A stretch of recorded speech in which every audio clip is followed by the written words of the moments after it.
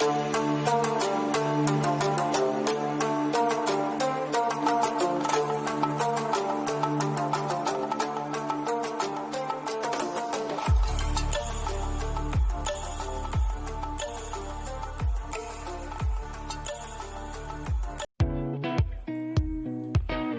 My dear students, आप सभी का एक बार फिर से स्वागत है मेरे इस YouTube चैनल में। आज हम फ्यूचर कंटिन्यूअस टेंस के बारे में पढ़ेंगे। इससे पहले के वीडियोस को यदि आपने नहीं देखा होगा तो आप मेरे इस YouTube चैनल के जो डिस्क्रिप्शन नीचे में दिया गया है उसमें से आप जाकर के एक्सेस कर सकते हैं। यदि आपसे रिक्वेस्ट है कि यदि आप मेरे सब्सक्राइबर नहीं हैं तो चैनल को प्लीज़ सब्सक्राइब करें, साथ में अच्छा लगे तो लाइक करें, अपने दोस्तों को शेयर करें। चलिए आगे बढ़ते हैं। फ्यूचर कंटिन्यूअस टेंस का स्ट्रक्चर होता है सब्जेक्ट, हेल्पिंग वर्ब में विल या शैल प्लस बी, यही हमारा एक्स्ट्रा चीज़ है। इसमें एक्स्ट्रा थिंग यहाँ पे बी लगा हुआ है, वर्ब का एनजी फॉर्म लगा रहता है कंटिन्यूअस होने की वजह से, और ऑब्जेक्ट और लास्ट में अदर वर्ड्स। तो यहाँ पे चेंजेस केवल इतना है, विल या शैल के साथ में हमारे पास क्या लगा हुआ है बच्चों, बी लगा हुआ है। यही हमारा स्ट्रक्चर डिफरेंट है। चलिए, उसमें ज़्यादा अंतर नहीं है, बहुत ही सरल है। जैसा कि फ्यूचर इंडेफिनिट या फ्यूचर सिंपल टेंस आपने देखा था उसी की भांति ही है। बस अंतर यहाँ पे ये है कि हिंदी वाक्य के अंत में रहा होगा, रही होगी, रहे होंगे, बताया था मैं। तो एग्जाम्पल में देख लेते हैं। वह अपने कार्य कर रहा होगा, वे पढ़ रहे होंगे। उसी तरीके से वे बाजार जा रहे होंगे, वह नहीं पढ़ रहा होगा, है ना। क्या तुम तैर रहे होगे। तो ऐसे ही जैसे शब्द हैं, है ना, जो वाक्य के अंत में जैसे रहा है, रही है, रहे हैं, रहे होंगे, है ना, तो ऐसे गागे गीत दिखता है, वही पहचान हमारा फ्यूचर टेंस का।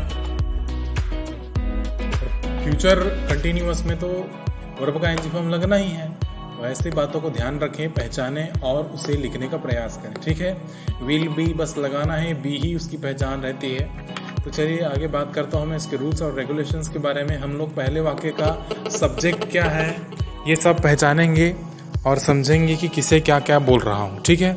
जैसे वह अपना कार्य कर रहा होगा, इसका ट्रांसलेशन करेंगे, पहचानेंगे कि कौन काम कर रहा है, कौन सी क्रिया हो रही है और क्या हो रहा है, कहाँ तक पहुँच रहे हैं। तो ऐसे चीज़ों के बारे में बात करूँ तो मैं चलिए पहले सब्जेक्ट चूज़ करते हैं, सब्जेक्ट ढूंढते हैं। तो सब्जेक्ट हमारा इसमें क्या हो जाएगा, ही, और हेल्पिंग वर्ब हो जाएगा हमारा विल प्लस बी। ये हमारा हेल्पिंग वर्ब हो गया बच्चों। इसी तरीके से वर्ब का आईएनजी फॉर्म, वर्ब हमारा क्या हो रहा है, करने की क्रिया हो रही है, तो इंग्लिश में उसे डू बोला जाता है। और रहा होगा के कारण आईएनजी लगाएंगे तो ये हो जाएगा डूइंग। उसके बाद ऑब्जेक्ट क्या है, वह ही निकल गया, रहा होगा विल भी निकाल दिया, करना ये हो गया, तो बचा क्या, अपना कार्य। तो ये हमारा ऑब्जेक्ट हो जाएगा his work, he will be doing his work. तो चलिए इसका अफर्मेटिव देख लेते हैं बच्चों। अफर्मेटिव सेंटेंस, वह अपना कार्य कर रहा होगा का ट्रांसलेशन हो जाएगा he will be doing his homework, he will be doing his homework. इसी तरीके से मैं जब निगेटिव बनाता हूँ तो हेल्पिंग वर्ब के और बी के बीच में नॉट लगाऊंगा, बताया था। तो इसी तरीके से he will not be doing his homework, ये क्वेश्चन हो जाएगा, आंसर हो जाएगा। और इंटेरोगेटिव सेंटेंस बनाऊंगा तो हेल्पिंग वर्ब को सामने में रख करके बी अपने जगह पर ही रहेगा, तो और लास्ट में क्वेश्चन मार्क लगा करके इंटेरोगेटिव सेंटेंस बनाऊंगा तो हो जाएगा will he be doing his homework. पहला हो गया ही will be doing his homework, वह अपना कार्य कर रहा होगा। ही will not be doing his homework, वह अपना कार्य नहीं कर रहा होगा। Will he be doing his homework, क्या वह अपना कार्य कर रहा होगा।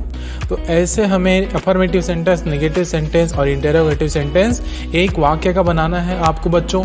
यदि वह नकारात्मक पहले से है तो आपको अफर्मेटिव और इंटेरोगेटिव बनाना है। यदि वह पहले से इंटेरोगेटिव प्रश्नवाचक है तो आपको अफर्मेटिव और नेगेटिव बनाना है। तो इस प्रकार से सभी वाक्यों का तीनों सेंटेंस अपने पास बना करके रखना है।